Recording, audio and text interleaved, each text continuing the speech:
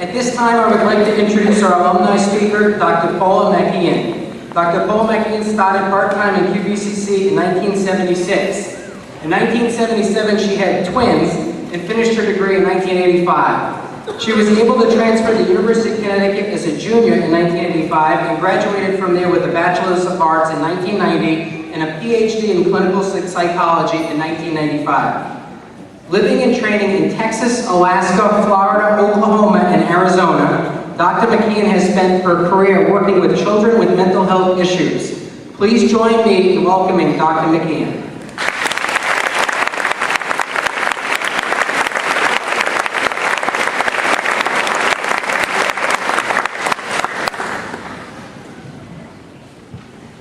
I can't believe that was me. It is a real joy to return to Psychology College and have this opportunity to thank the professors and staff who provided me in particular and students in my class, the class of 1985, encouragement and support in our quest to continue our education. The moral of my story is it doesn't matter how old you are or how long it takes. From here, I learned that commitment, not age, makes a difference. I was a 34-year-old mother of one child, and I learned about Qvcc and an advertisement in some local newspaper. My commitment to learning and the college's commitment to education made the difference. I took my first class in the fall of 1976 in the basement of a church somewhere, in Danielson somewhere, and trailers on the property of Ellis Tech while plans for this campus were underway. And I have to say, unless you lived in that time, you have no idea. I walked with Sherry today from the carpet to carpet where the old building was, and it has expanded in all directions. But we were so thrilled to have the building, the classrooms, and a library, and a little rec area in one place. It was a big deal back then. And there were times when I had to put aside my education commitment, the birth of two beautiful children, and 4 years serving on the Killingley Board of Education, but I never lost sight of my goal. It took me 9 years to complete my associate's degree at Qvcc while caring for my family. In 1985, I graduated and applied to the university. Now, I should say that the reason I pursued that at all was because of one of the professors, Bill Gannon, who took me aside and said, "You need to be a psychologist." And I said, "How do I do that?" And he said, "Send out some applications, fill them out, and I'll send you a letter of reference." And that's what I did. And I applied to the University of Massachusetts, the University of Connecticut, and Brown. And to my amazement, I was accepted at all three. I chose to attend UConn. Balancing between my studies and home was difficult at times, but that never stopped me.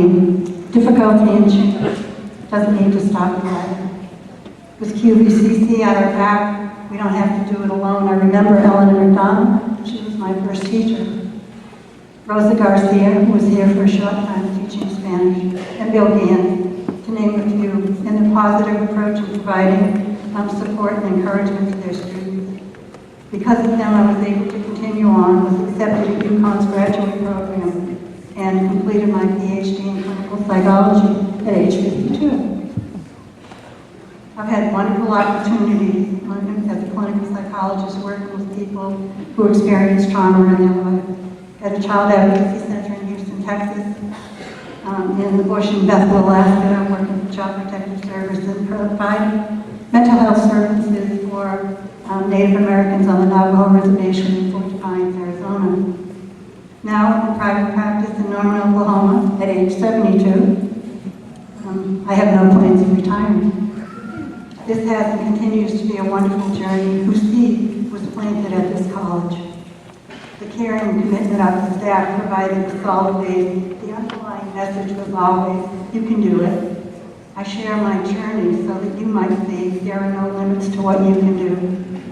And there are ways that you can give back. I knew this was hard to see. I forgot to put on my glasses. I've been struggling. That's so helpful. Yeah, it's all clear now. went back in the 80s to teach a lab for students who couldn't pass the entrance exam at Qvcc, and I was so pleased to do so because I knew what it felt like to be back to a school setting after so many years away. I remember the phrase "pay it forward" when I asked a woman who had given me a hand up how I could repay her. She said, "Help others." There were those who helped her, so she helped me, and now I do the same. At age 60, I obtained my motorcycle license, bought a Harley, soon thereafter in 2006.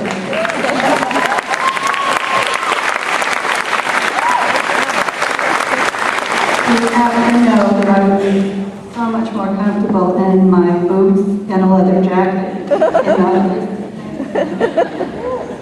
not quite as warm.